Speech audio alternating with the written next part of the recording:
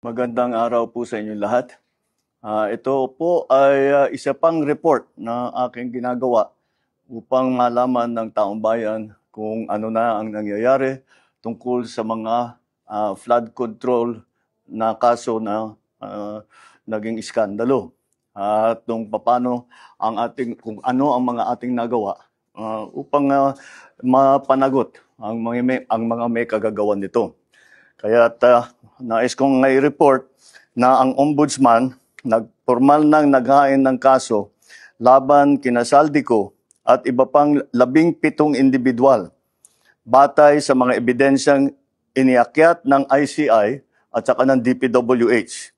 Hindi po ito haka-haka, hindi po ito kwento. Ito po ay tunay na ebidensya.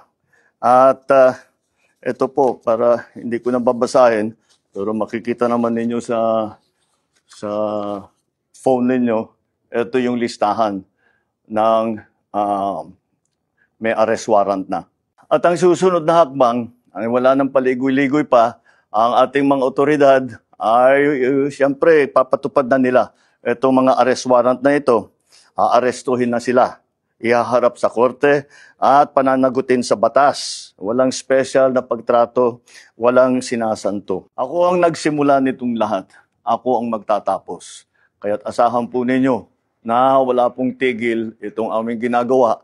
At kahit na parang napakatagal ang dumaan na panahon, ako'y nagpapasalamat sa pasensya ng ating mga kababayan.